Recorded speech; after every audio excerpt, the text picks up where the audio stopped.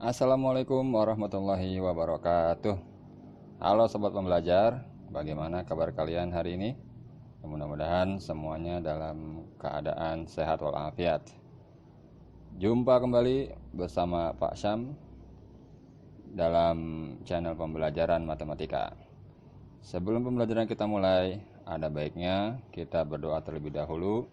Semoga ilmu yang kita pelajari hari ini dapat mudah dipahami dan dimengerti, serta memberikan manfaat bagi sesama. Berdoa dimulai.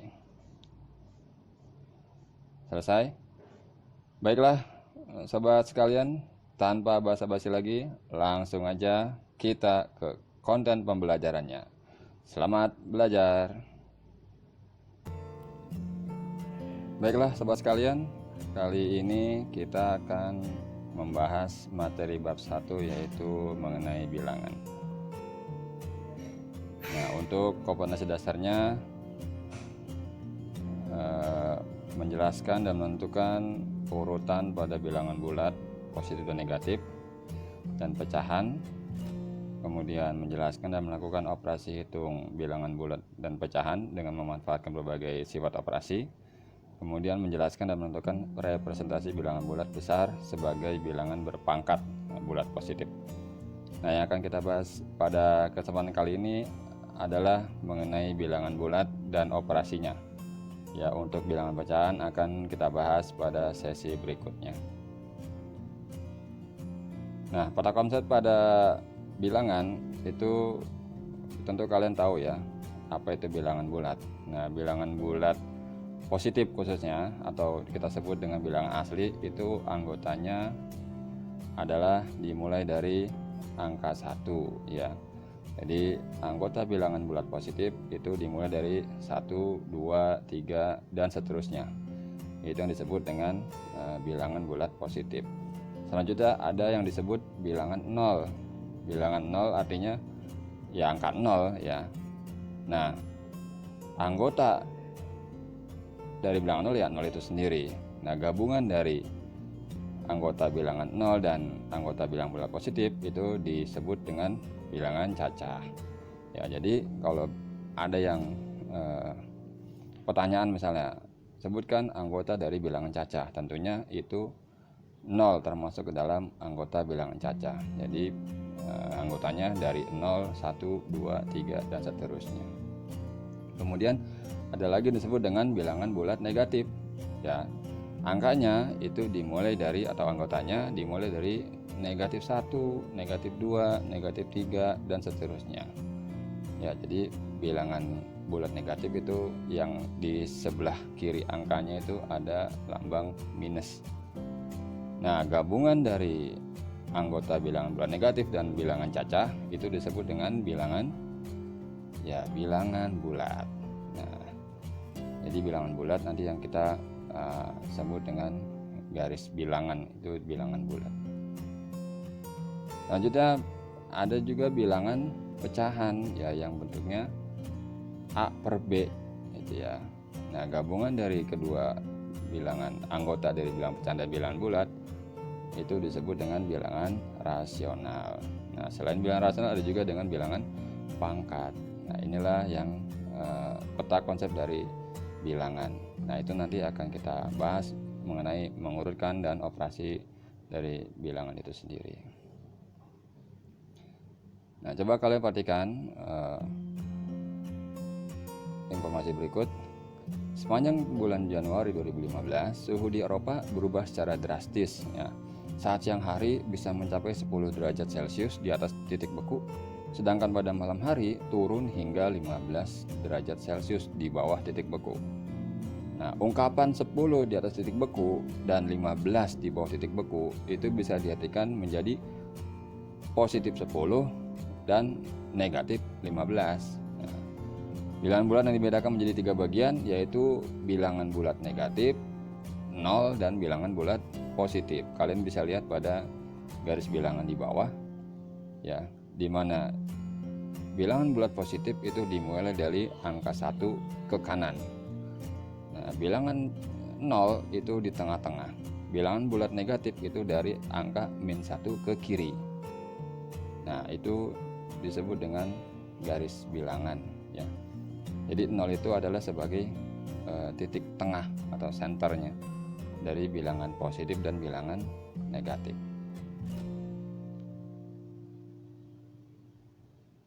Nah, ini ya.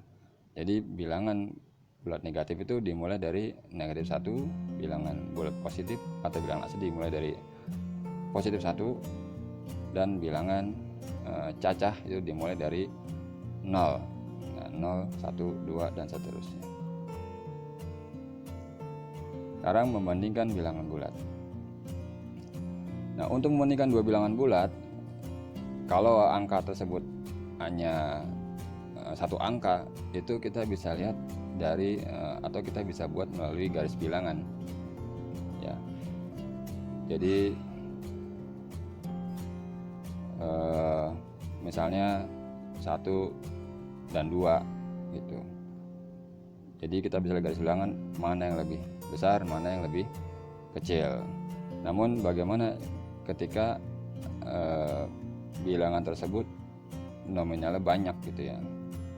Seperti di bawah ini 6, 1, 2, 3, 9, 8, 7.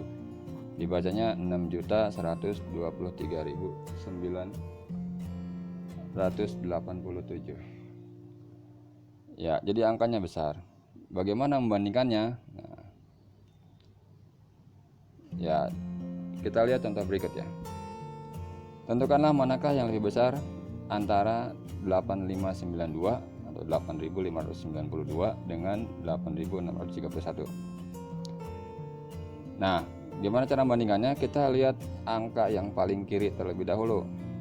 Ya, di sana ada pada 852 angka yang paling kiri angka 8, dan pada bilangan 8631 angka yang paling kiri juga angka 8, artinya seimbang, sama.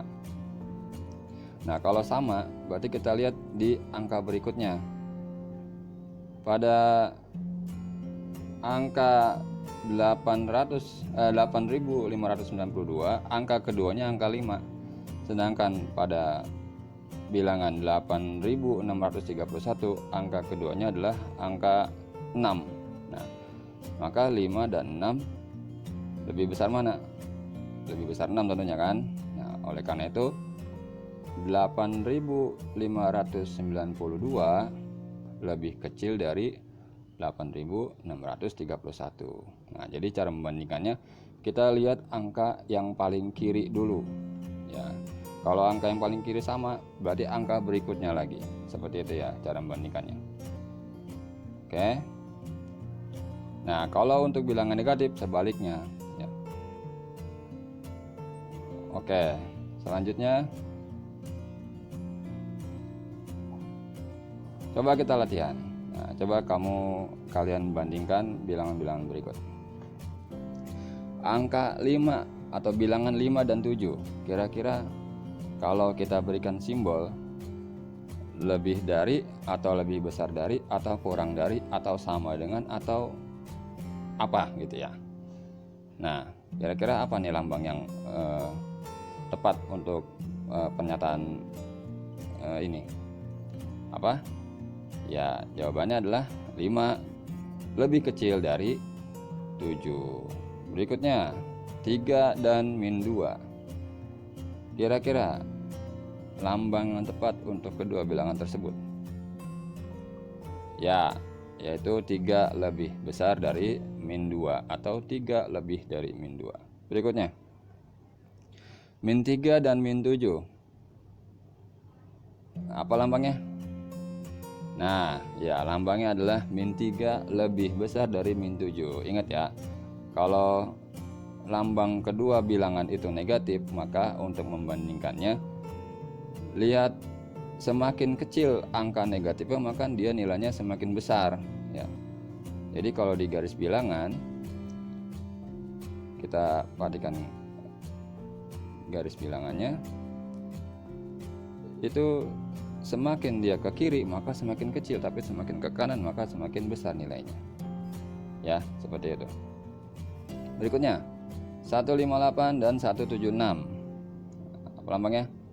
Ya, kurang dari ya 158 kurang dari 176. Nah, ini ya ini sama seperti min 3 dan min 7 ya, maka min 158 lebih besar dari min 176. Oke, bagus. Berikutnya, operasi penjumlahan dan pengurangan bilangan bulat. Nah, perhatikan contoh berikut. Rani mempunyai 5 es krim di rumahnya. Saat pulang sekolah, Rani dan kakaknya membeli 3 es krim lagi. Nah, berapa es krim yang dimiliki Rani sekarang? Ya, tinggal dijumlahkan aja ya. 5 ditambah 3 sama dengan 8 ya. Maka dengan garis bilangan kita bisa kita gambarkan seperti ini. Contoh berikutnya. Ibu memiliki 10 potong kue coklat yang kemudian dibagikan ke tetangga sebanyak 4 potong kue. Berapakah sisa kue coklat ibu? Nah, ini tinggal kita apakan? Ya, kita kurangi aja. 10 dikurangi 4 sama dengan 6. Nah, garis bilangannya seperti ini. Oke. Berikutnya contoh ketiga.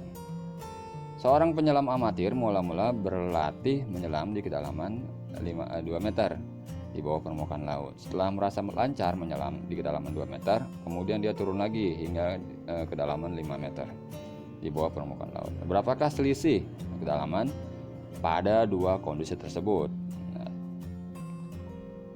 yang pertama ada patokannya itu di bawah permukaan ya, di bawah permukaan laut. Artinya itu nilainya adalah negatif. Jadi pertama negatif 2 atau min 2, yang kedua dia turun lagi jadi negatif 5. Nah, maka selisih dari kondisi tersebut tinggal kita kurangkan saja karena selisih ya. Negatif 2 dikurang negatif 5 sama dengan 3. Oke, berikut. Nah, ini gambar dari garis bilangannya. Nah, sekarang coba kita latihan. Selesaikan soal berikut. Nah, 5 ditambah 4 sama dengan, gampang ini mas, 9. Ya, betul. 6 dikurang 2. Nah, ini bisa kita tulis 6 ditambah min 2, hasilnya 4. 6 dikurang 2, 4. Iya. Berikutnya, min 6 dikurang 2. Bisa kita tulis menjadi min 6 ditambah min 2. Nah, hasilnya negatif 8 atau min 8. Nah, berikutnya 6 dikurang min 2. Nah, maka di sini ada min, ketemu min, maka jadi plus positif. 6 tambah 2 hasilnya 8. Oke, bagus. Berikutnya, nah, sifat-sifat dari operasi penjumlahan dan pengurangan pada bilangan bulat. Nah, ada ini Bapak, ada sifat asosiatif, sifat komutatif. Nah, asosiatif itu pengelompokan ya. Jadi di situ contohnya dalam kurung A tambah B tambah C sama dengan, hasilnya itu sama dengan A ditambah dalam kurung B tambah C. Jadi mau kalian dahulukan yang mana itu sama aja hasilnya. Itu sifat penjumlahan yang bersifat asosiatif. Kemudian sifat komutatif itu kalian tukar-tukar bilangan mau depan belakang itu hasilnya akan sama. Itu sifat komutatif. Ya. Kemudian unsur 0, jadi bilangan apapun jika dijumlahkan dengan 0 maka hasilnya bilangan itu sendiri, itu nggak akan berubah. Nah, disebut identitas. Ya. Yang keempat adalah inverse, lawan ya, lawan dari A ya, min A gitu ya. Jadi dia bisa dibulak-balik, hasilnya akan sama.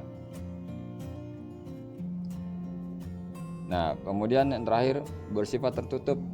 Jadi ketika dua bilangan itu dijumlahkan, maka hasilnya adalah himpunannya itu bilangan bulat, jadi nggak keluar dari bilangan bulat. Maka itu dikatakan bersifat tertutup. Contohnya misalnya 4 tambah 5 sama dengan 9. Maka bilangan 4, 5, dan 9 itu termasuk dari anggota bilangan bulat. Jadi ya nggak akan keluar dari bilangan bulat dalam operasi tertutup.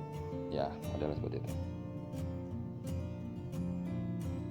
Berikutnya sifat-sifat pengurangan. Nah, untuk pengurangan ini tidak berlaku sifat komutatif dan asosiatif, karena jika ditukar atau jika diselesaikan mana yang lebih dulu, itu hasilnya nggak akan sama ya. Nah, dia tidak berlaku sifat asosiatif ataupun komutatif. Kalau sifat pengurangan juga memiliki identitas nol, bersifat tertutup ya. Itu untuk sifat-sifat pengurangan. Seperti contoh seperti ini, 7 dikurang 8 sama dengan min 1, maka semua bilangan dari operasi tersebut adalah termasuk ke dalam bilangan bulat, maka pengurangan juga termasuk ke dalam sifat tertutup.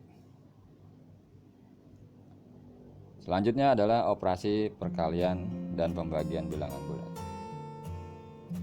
Perhatikan contoh berikut. Suatu gedung tersusun atas 5 lantai. Jika tinggi satu lantai gedung 6 meter, tentukan tinggi gedung tersebut tanpa atap. Maka ini tinggal kita kalikan saja, 5 dikali 6. 5 untuk jumlah lantainya dan 6 meter untuk tinggi masing-masing lantai ya, hasilnya 30 meter. Nah, ini adalah bentuk garis bilangan.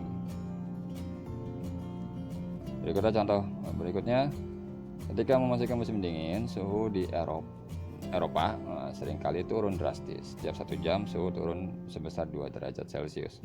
Jika pada pukul 18 suhu di sana adalah 10 derajat Celcius, tentukan suhunya ketika pukul 24. Nah, ini setiap jam turun 2 derajat, artinya minus 2 gitu ya. Maka kita bisa kalikan dari mulai jam 6 sampai jam 24 itu ada sekitar 6 jam. Jadi maka bentuknya 6 dikali min 2, karena dia turun 2. Maka hasilnya negatif 12. Nah, karena dari awalnya di jam 6 sore ini 10 derajat, tinggal dikurang 12. Jadi hasilnya suhu yang ada pada jam 12 malam itu adalah negatif 2 atau min 2 derajat Celcius. Ini gambar dari garis bilangannya. Kemudian sifat-sifat dari operasi perkalian dan pembagian bilangan bulat. Pada operasi perkalian bersifat komutatif, asosiatif, dan distributif ya. Sama seperti penjumlahan. Nah, di perkalian ada sifat distributif. Jadi seperti sifat pada distributif perkalian terhadap penjumlahan. Nah, di sini ada A kali dalam kurung B tambah C, maka bisa kita buka kurungnya menjadi A kali B ditambah A kali C. Nah, itu disebut sifat distributif. Sama halnya seperti pengurangan, jadi A kali min dalam kurung B min C sama dengan A kali B min A kali C. Ya, jadi operasi perkalian silang ya kalau kita kenal, yang kita pelajari.